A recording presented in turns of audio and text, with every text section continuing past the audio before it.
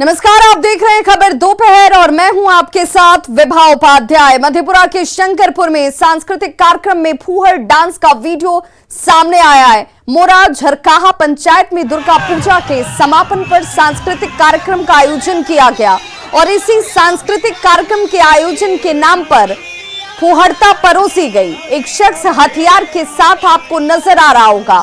ये video social media पर इस वक्त वायरल है। हालांकि न्यूज 18 इस वीडियो की पुष्टि नहीं करता। वहीं एसपी ने जांच के बाद कार्रवाई के निर्देश दिए हैं।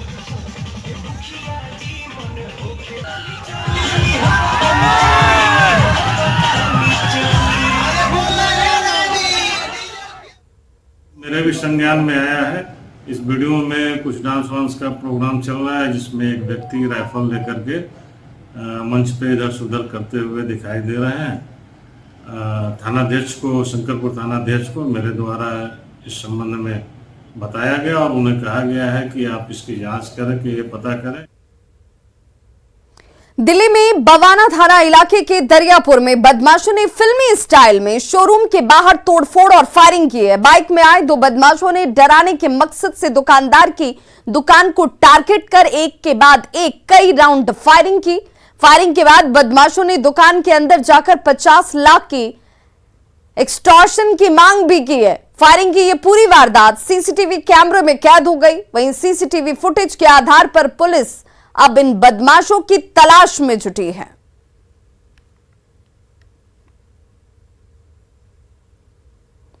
गुमला चैनपुर प्रखंड मुख्यालय के पीडीएस डीलर सितारा महिला मंडल के खिलाफ कम अनाज देने के विरोध में सैकड़ों कार्डधारियों ने विरोध जाहिर किया है और इसे लेकर ब्लॉक के समीप धरना प्रदर्शन करते हुए डीलर के ऊपर कार्रवाई की मांग की गई। कार्डधारियों ने आरोप लगाया है कि उन्हें कभी भी सही ढंग से राशन दिया ही नहीं जाता है और कई बार राशन पर ज्यादा पैसे भी वसूले जाते हैं। विरोध करने पर कार्डधारियों के साथ मारपीट की धमकी दी जाती है।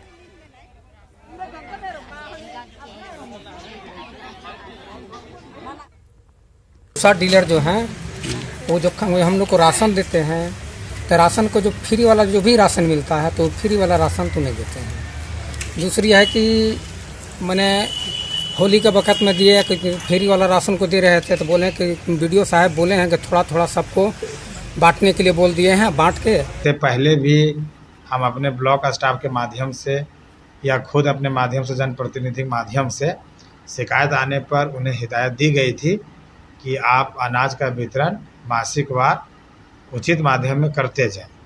कुछ सुधार हुई, लेकिन फिर गड़बड़ियां आई और इसी के आलोक में जनता आक्रोशित होकर आज अपनी बात रखने के लिए प्रखंड कार्यालय में आए। उनकी बात सुनी गई है। राजधानी पटना में छठ महापर्व को लेकर तैयारियां शुरू कर दी गई हैं। प्रशासनिक अधिकारी छठ घाटों का निरीक्षण कर रहे हैं। नगर निगम घाटों की साफ सफाई में जुट चुका है। घाटों पर सुरक्षा के लिहाज से सीसीटीवी कैमरे लगाने की तैयारी की जा रही है। घाटों का जायजा लिया हमारी सहयोगी विनीता मिश्रा ने। छठ महापर्व की तैयारी जिला प्रशासन की तरफ से शुरू कर दी गई है। ऐसे में नगर निगम की तरफ से भी अब घाटों पर सीसीटीवी कैमरे लगाने का निर्देश दिया गया है। आपको बता दें कि नगर निगम के क्षेत्र में 92 ऐसे घाट आते हैं जहां पर सीसीटीवी कैमरे लगाए जाएंगे और ये सीसीटीवी कैमरे अस्थायी होंगे, यानी जो कैमरे लग जाएंगे वो हमेशा उन कैमरों के माध्यम से घाटों की निगरानी की जा सकेगी। इसके मद्देनजर अब सर्वे का काम शुरू किया जाएगा और सर्वे के बाद ऐसे तमाम घाट हैं जिन्हें चिन्हित किया जाएगा और वहां सीसीटीवी कैमरे भी लगाए जाएंगे।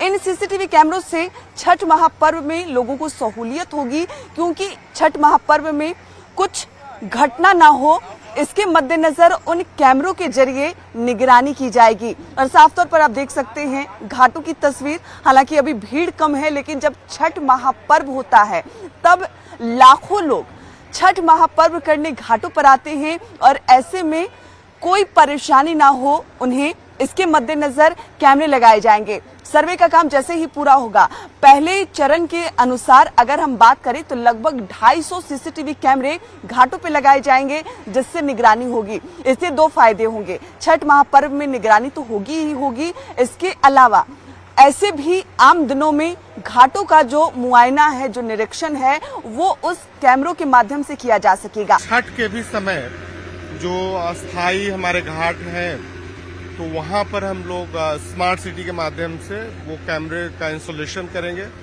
और ये काफी उपयोगी भी साबित होगा। ये कार्य, सर्वे का कार्य पूर्ण कर लिया गया है, ससमय इस कार्य को हम लोग पूर्ण करेंगे। कैमरा पर्सन मणि जुनेजा के साथ विनीता मिश्रा, न्यूज 18 पटना। उत्तर से लेकर दक्षिण तक भारत के कई राज्य बारिश से इस वक्त बेहाल हैं। दिल्ली एनसीआर से लेकर मुंबई तक विभिन्न शहरों में बारिश का सिलसिला थमने का नाम नहीं ले रहा। राष्ट्रीय राजधानी दिल्ली, गुरुग्राम, फरीदाबाद, गाजियाबाद, नोएडा, ग्रेटर नोएडा समेत एनसीआर में कहीं तेज तो कहीं धीमी बारिश का सिलसिला यूं ही चल रहा है और बारिश की वजह से कई इलाकों में जल जमाव के जैसे हालात बन गए हैं। दिल्ली के अलावा नोएडा और हरियाणा के गुरुग्राम के कई इलाकों में काफी पानी भरा हुआ है और आवाजाही में लोगों को अच्छी खासी परेशानी का सामना करना पड़ रहा है। इस बीच मौसम विभाग ने करीब 17 राज्यों में अगले 2 से 3 दिनों तक जमकर बादल के बरसने का अनुमान जाहिर कर दिया है। मौसम विभाग ने जानकारी दी है कि देश के पूर्वी हिस्से में चक्रवाती हवाओं का दबाव बना हुआ है। महाराष्ट्र में भी मौसम विभाग ने येलो अलर्ट जारी कर दिया है और ऐसे में दिल्ली एनसीआर में भारी बारिश अभी नॉन स्टॉप आपको देखने को मिलेगी।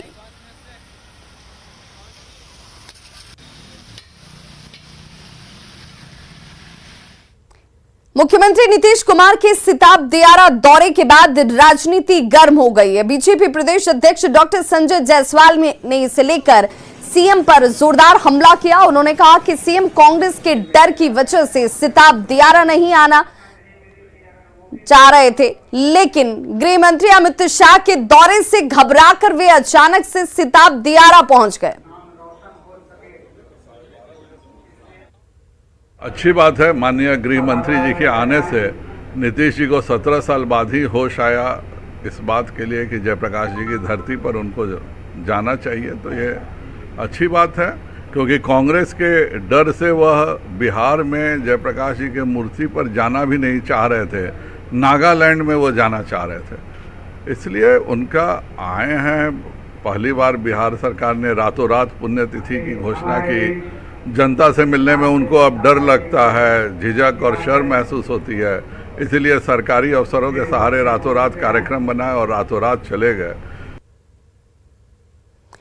मोकामा विधानसभा उपचुनाव को लेकर सरगर्मी इस वक्त बढ़ चुकी है। बीजेपी से जहां सोनम देवी का नाम प्रत्याशी के तौर पर तय माना जा रहा है, वहीं पूर्व विधायक अनंत सिंह की पत्नी नीलम देवी का नाम आरजेडी ने लगभग तय कर लिया है। नीलम देवी ने क्षेत्र में प्रचार की कमान भी संभाल ली है और शुरुआत उनकी तरफ से की जा चुकी है। लोगों के साथ जनसंपर्क वो बना रही हैं और लोगों से समर्थन देने की अपील भी की जा रही है। जिंदाबाद जिंदाबाद नीलम देवी जिंदाबाद जिंदाबाद जिंदाबाद पार्टी जिंदाबाद जिंदाबाद महागठबंधन जिंदाबाद जिंदाबाद जिंदाबाद नीलम देवी जिंदाबाद जिंदाबाद का आशीर्वाद मिल रहा है, सबका प्यार मिल रहा है। और जनता की समस्या क्या है? जनता की जो समस्या है वो जीत के बाद हम पूरा करेंगे। जो भी बचा कुछ है, ऐसे तो बहुत विकास किए हैं माननीय विधायक जी, और जो भी है समस्या उसका निदान होगा। और बड़ी खबर इस वक्त दिल्ली से आ रही है, जहां आरजेडी कार्यकारिणी में हलचल नजर आती है। बैठक से बाहर निकल गए तेज प्रताप यादव। श्याम रजक पर तेज प्रताप ने आरोप लगाया। तेज प्रताप का आरोप सीधे तौर पर श्याम रजक पर, जिस पर उन्होंने श्याम रजक पर गाली देने का आरोप लगाया है। श्याम रजक को उन्होंने आरएसएस का एजेंट तक करार दिया। तो आपको बताते चलें कि दिल्ली में इस वक्त आरजेडी की कार्यकारिणी की बैठक चल रही है, जिसमें लालू प्रसाद, तेजस्वी यादव, तेज प्रताप यादव भी मौजूद थे। तमाम सांसद और विधायकों की मौजूदगी थी, लेकिन अचानक से तेज प्रताप यादव इससे बाहर निकल जाते हैं बैठक से। अमितेश हमारे सहयोगी इस वक्त ज्यादा जानकारी के साथ फोन लाइन पर दिल्ली से जुड़ चुके हैं। अमितेश, क्या वजह रही जिससे तेज प्रताप यादव नाखुश हो गए, नाराज हो गए और बाहर निकल गए इस बैठक से? देखिए, तेज प्रताप यादव जो कि लालू यादव के बड़े बेटे हैं और बिहार सरकार में मंत्री भी हैं, वो थोड़ी देर पहले निकले हैं यहाँ से कार्यकारिणी की बैठक से। अचानक निकले बाहर और उन्होंने कहा, श्याम रजक जो कि आरजेडी के नेता हैं, उनके ऊपर उन्होंने आरोप लगाया कि श्याम रजक ने हमें गंदी गंदी गालियां दी हैं, हमारी बहन को गालियां दी हैं, ये आरएसएस का एजेंट है। और इस तरह से उन्होंने श्याम रजक के ऊपर प्रहार किया। उसके बाद तेज प्रताप यादव नाराज होकर के यहाँ से निकले हैं। तेज प्रताप यादव का यह भी कहना है कि मैंने केवल पूछा था, उनसे जानकारी लेने की कोशिश की थी इस बारे में कि कल का क्या कार्यक्रम है, इसको लेकर के श्याम रजक ने गालियां दी हैं। और गालियां देने के बाद और उसके बाद आरएसएस का एजेंट भी बता रहे हैं तेज प्रताप यादव। उनका कहना है कि श्याम रजक ने हमें गंदी गंदी गालियां दी हैं, भद्दी भद्दी गालियां दी हैं। श्याम रजक आरजेडी नेता पर सीधा आरोप लगाया तेज प्रताप यादव ने। तेज प्रताप यादव यहाँ से निकल गए हैं। हालांकि अभी अभी आरजेडी की राष्ट्रीय कार्यकारिणी की बैठक भी खत्म हो गई है और लालू प्रसाद यादव और तेजस्वी यादव भी अभी एक साथ दोनों अभी निकले हैं यहाँ से एनडीएमसी कन्वेंशन सेंटर में, जहाँ पर बैठक चल रही थी। तो बैठक खत्म होने के थोड़ी देर ही पहले, करीब 10 मिनट पहले, तेज प्रताप यादव यहाँ से नाराज होकर निकल गए हैं। जी अमितेश, इस वक्त अगर तेज प्रताप यादव नाखुश हैं या नाराज हुए, चाहे वो श्याम रजक की वजह से ही हुए हों, इस वक्त विपक्षी एकता की मजबूती का दावा करने या उस दिशा में कोशिश करने से पहले जरूरी ये है कि पार्टी के अंदर ही सब कुछ अच्छा रखा जाए, सबकी नाराजगी को दूर किया जा सके। देखिए, विपक्षी एकता की कोशिश है। सभी दलों को एक साथ, विपक्षी दलों को एक साथ एक मंच पर लाने की आरजेडी कवायद जरूर कर रही है। दिल्ली में कार्यकारिणी की बैठक कर यही संदेश देने की कोशिश भी कर रही थी, लेकिन पार्टी के भीतर जरूर कुछ चीजें हैं। जगदानंद सिंह का नहीं आना अपने आप में नाराजगी का कारण बता रहा है कि प्रदेश के अध्यक्ष हैं, बिहार के अध्यक्ष जगदानंद सिंह, वरिष्ठ नेता हैं, वो इस बैठक में शामिल नहीं हुए, उनकी नाराजगी है। दूसरी तरफ तेज प्रताप यादव जो कि लालू प्रसाद यादव के बड़े बेटे हैं, वो मीटिंग खत्म होने के 10 मिनट पहले यहाँ से बैठक से नाराज होकर चले गए और आरजेडी के नेता श्याम रजक के ऊपर उन्होंने इस तरह का आरोप लगाया है। जी अमितेश, इस बैठक में किस तरह की चर्चाएं की गई, इससे लेकर कोई जानकारी आ रही है? लालू प्रसाद चूंकि इस बैठक में मौजूद थे, तो उनकी तरफ से क्या कुछ कहा गया?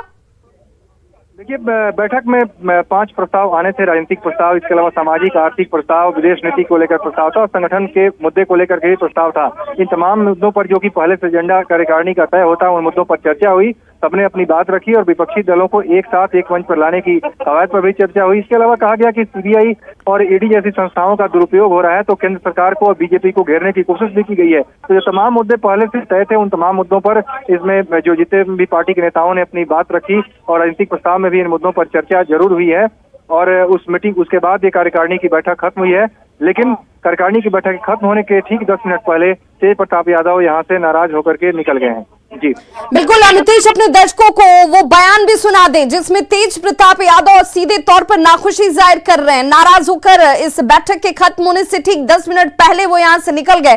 क्या कुछ कह रहे हैं तेज प्रताप यादव, जरा सुनिए।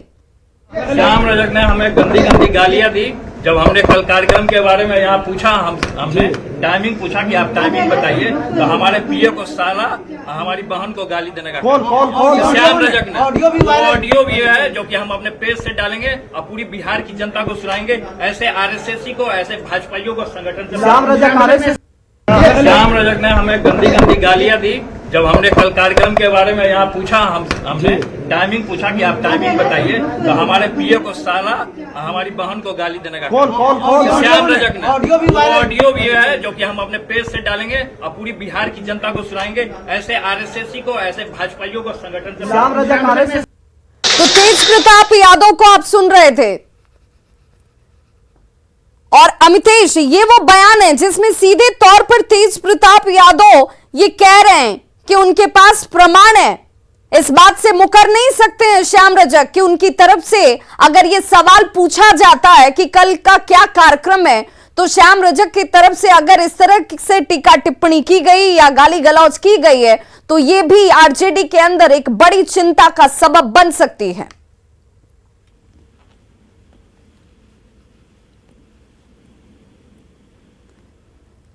तो वो बयान आपने सुना, कैसे तेज प्रताप यादव कह रहे हैं कि कल के कार्यक्रम के बारे में पूछा सवाल तो गाली खानी पड़ी है। श्याम रजक को उन्होंने आरएसएस का एजेंट करार दिया। उन्होंने कहा कि ऐसे लोगों को पार्टी से बाहर का रास्ता दिखाना चाहिए। बैठक से बाहर नाराज होकर तेज प्रताप यादव निकल गए। ठीक बैठक के खत्म होने से 10 मिनट पहले तेज प्रताप यादव यहां से निकल जाते हैं। हालांकि जो कार्यकारिणी की बैठक चल रही थी वो अब खत्म हो चुकी है। लालू प्रसाद और तेजस्वी यादव भी यहां से निकल चुके हैं और बाहर निकलने के बाद मीडिया से सीधे तौर पर तेज प्रताप यादव ने अपनी नाखुशी जाहिर कर दी। उन्होंने कहा कि जिस मकसद से यह कार्यकारिणी की बैठक यहां बुलाई गई, सब कुछ ठीक ठाक से चल रहा था, लेकिन जैसे ही उनकी तरफ से कल के कार्यक्रम को लेकर सवाल पूछे गए, इस पर श्याम रजक ने उन्हें उनके पीए को गाली दी। साथ ही बहन के ऊपर भी गाली गलौज और अपशब्दों का इस्तेमाल किया गया। और खुद हमारे साथ इस वक्त श्याम रजक जी फोन लाइन पर जुड़ चुके हैं। श्याम रजक जी, बहुत स्वागत है आपका। आपके ऊपर एक बड़ा गंभीर सा आरोप तेज प्रताप लगा रहे हैं कि कल के कार्यक्रम को लेकर सवाल आपसे पूछा गया और आपने गाली गलौज कर दी। देखिए, उनकी पार्टी है, उनका जो कहना है वो समझे। उनकी पार्टी है, जिसको रखना चाहे, जिसके बारे में जो कहना चाहे वो स्वतंत्र है। मेरा भतीजा डेथ कर गया, उसके बावजूद मैं आया, काम किया। अब संवेदनशीलता की या संवेदनहीनता की प्रकाष्ठा है। अब वो जो कह रहे हैं तो उनको जो कहना है वो जो कहें। उनकी पार्टी है, उनकी अपनी पार्टी है, वो जो चाहे जो आरोप लगाए।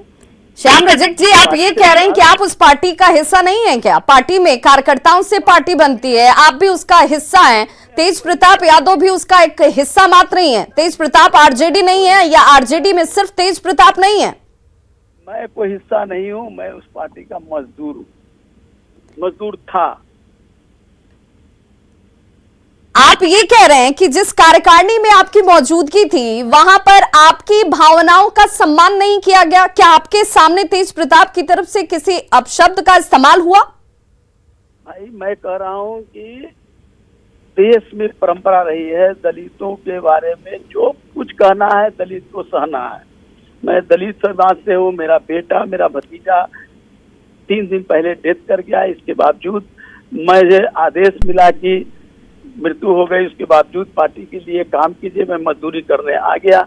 इसके बावजूद अगर उनकी पार्टी है, वो जो चाहे वो करे, वो मजदूर को निकाल दे, रख ले, उनका है, अपनी पार्टी है, अपना जो चाहे वो करे। मुझे कोई इसमें गिला शिकवा नहीं है। श्याम रजक जी, आपको ऐसा लग रहा है कि आपकी तरफ से यहाँ पर आने की असमर्थता जाहिर की गई थी, लेकिन इसके बावजूद आपको बुलाया गया और उसके बाद इस तरीके से आरोप आप पर लग रहे हैं? आरोप लग रहे हैं, उस सब मुझे कुछ नहीं कहना है। उनका काम है, उनकी पार्टी है, वो पार्टी के मालिक है, वो जो चाहे वो कह ले। यानी कि जो आरोप विपक्ष बार बार लगाता रहा है कि आरजेडी का मतलब सिर्फ लालू परिवार या लालू परिवार ही आरजेडी, यही बात आप भी कह रहे हैं? ये नहीं कह रहा हूँ, मैं कह रहा हूँ जो कह दिया, मेरी बात को आपने स्वीकार कर लिया तो शुक्रिया, नहीं स्वीकार किया तब भी शुक्रिया। श्याम रजक जी, आपका तजुर्बा बहुत ज्यादा है, आरजेडी के साथ आप जुड़े हुए हैं, आपके अनुभवों का लाभ आरजेडी उठाती रही है। आपको नहीं लगता कि इस वक्त कार्यकारिणी में बैठक में जरूरत इस बात की है कि जो बड़े शीर्ष लोग हैं, जो अनुभवी लोग हैं, उनके भी मान सम्मान का ख्याल रखा जाए? जगदा बाबू एक तरफ नाराज हैं, आप भी ये कह रहे हैं कि पार्टी हमें रखती नहीं रखती है, पार्टी का फैसला होगा, लेकिन नाखुशी आपको भी है। मेरा साफ कहना है, मैं बहुत अभी दुख में हूँ। मेरा भतीजा, एकमात्र भतीजा डेथ कर गया। मैं अभी बहुत दुखी में हूँ। मैं अभी कुछ बोलने की स्थिति में नहीं हूँ, लेकिन मैंने इतना कह दिया, उनकी पार्टी है, जिसको रखना है रखे, ना रखे, मुझे कोई इसका गिला शिकवा नहीं है।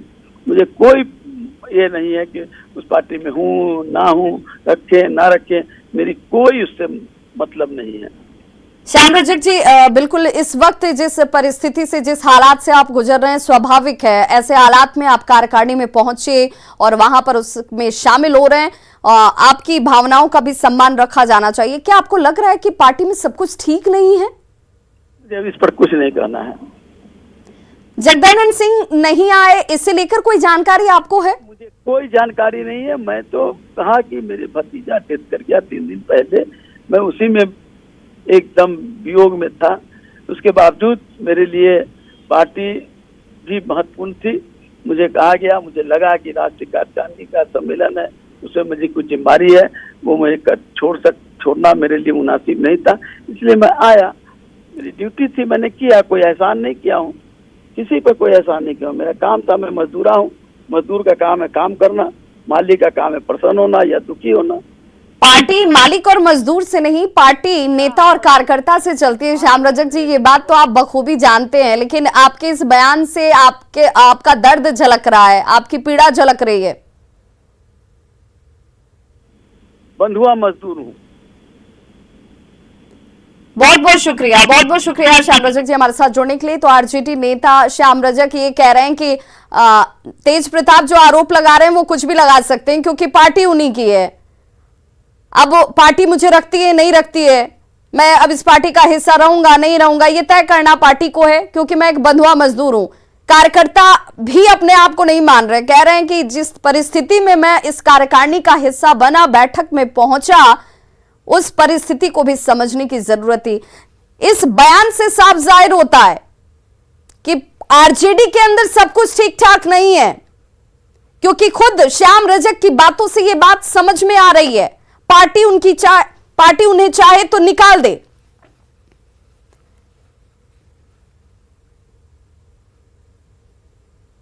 तो खबरों का सिलसिला लगातार जारी है, आप देखते रहिए न्यूज़ 18 बिहार झारखंड, यहां खबरों का सिलसिला कभी नहीं थमता।